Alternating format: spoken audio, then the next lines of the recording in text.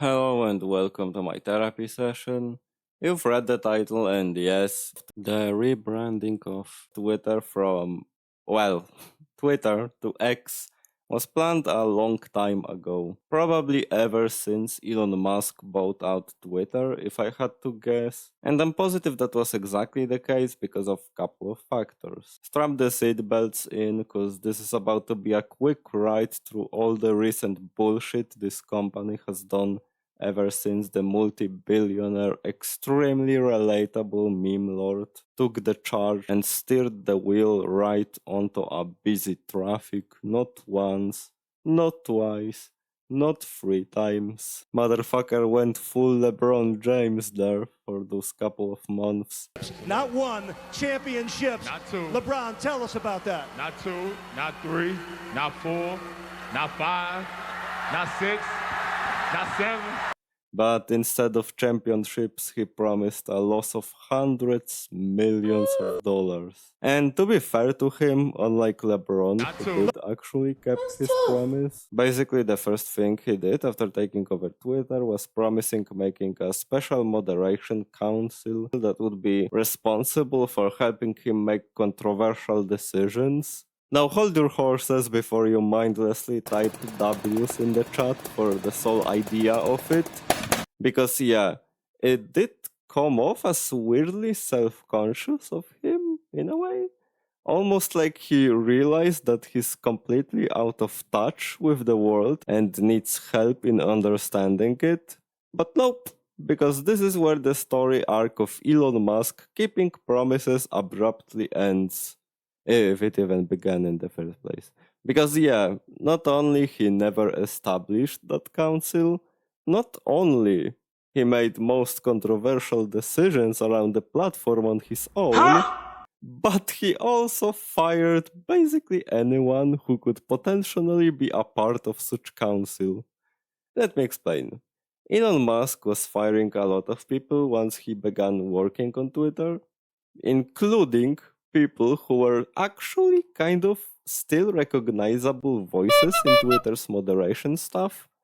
People that were actually made public to Twitter's users, not just anonymous workers. So yeah, basically the only people that us, commoners, could point out in this never to be found council and be like, oh yeah, I know them, they did stuff in the Twitter community before, were fired just like that, seemingly without a second thought. Okay, not just seemingly. This goofy ass literally brought some of them back after a couple of months. Oh, holy fuck. Imagine being this impulsive that you need to bring the fired workers back after a few months of operating. I won't count this thing because it wasn't a part of the plan at any point, I think. But goddamn if it isn't just hilarious. Elon Musk was very adamant on his free speech talk. But when push came to shove, Twitter was banning journalists hating on him. And another different social media account too.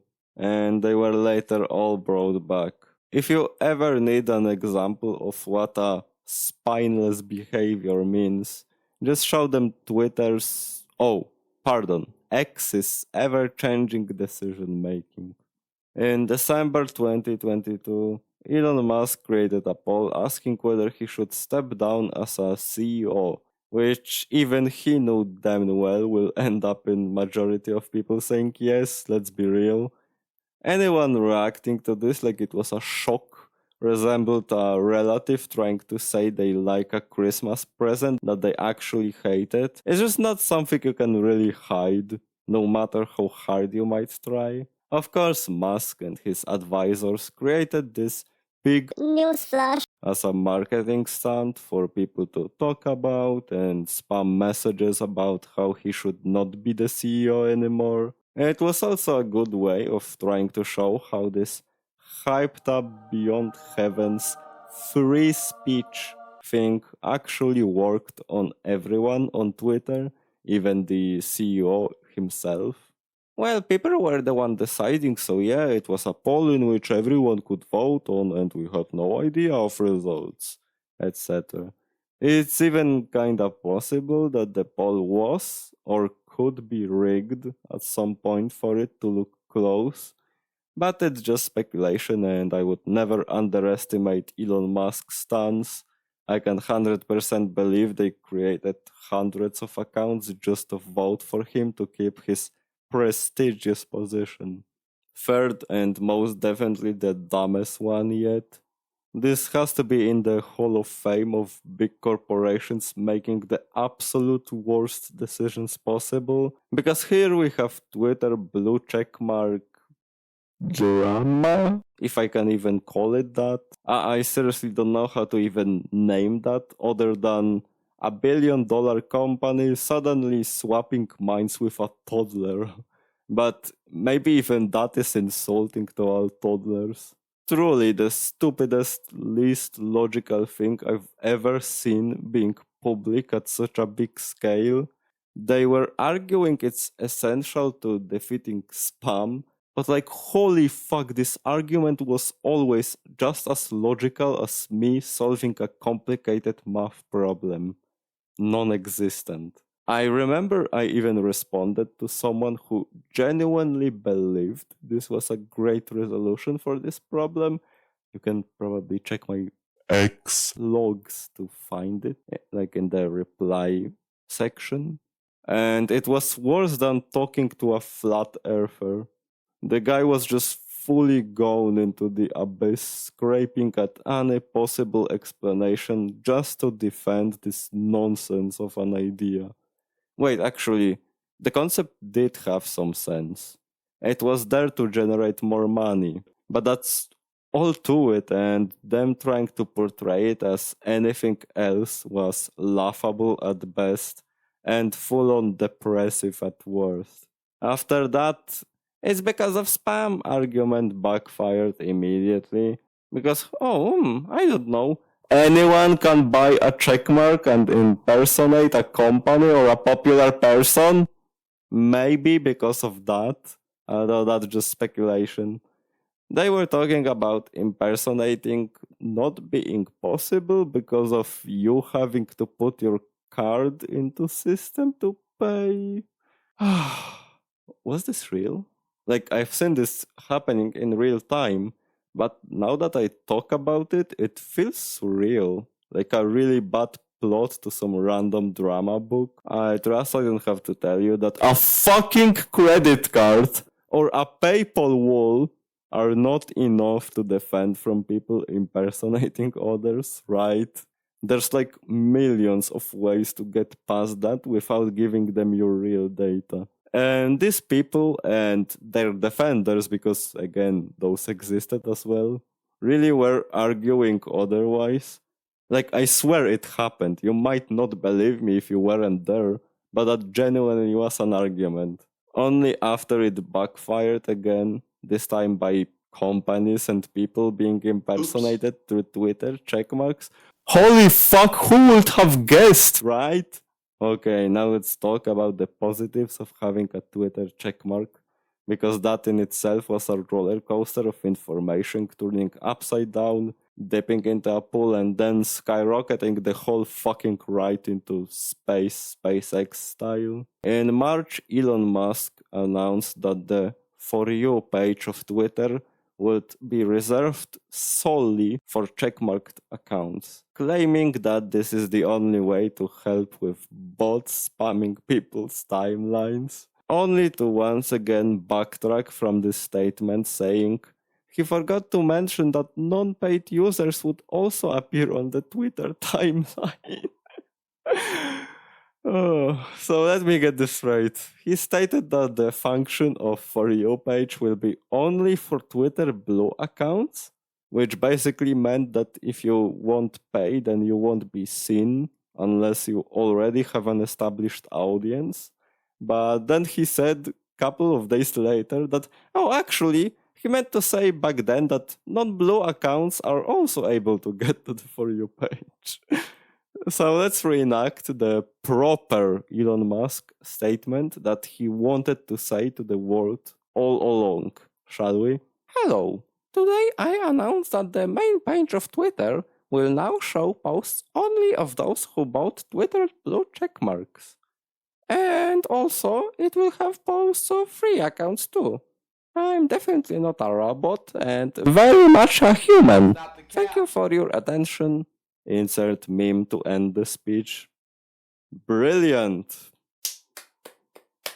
It was close. Your reputation was almost dipped beyond the deepest undergrounds, but you saved it perfectly, Elon. Truly one of the human beings of all time. Also, as a fun fact, I'll add that Elon Musk was, and I think still is, paying for some celebrities' blue check marks. I'm sorry if I seem like I'm just a mindless hater, but that's just such a weak-ass move from him. It's kinda pathetic to me. I just imagine Elon Musk being this nerdy kid who's trying to appeal to the jocks, being all like, "Oh, okay, if you don't want to, I'll pay with my father's allowance. No problem, you can come to my house anytime." But yeah, other than Elon Musk's more personal antics of him being publicly opposite of AI's sudden growth, and wanting people to stop progressing it for a while due to safety precautions, while at the same time spending literal millions on his own AI for Twitter.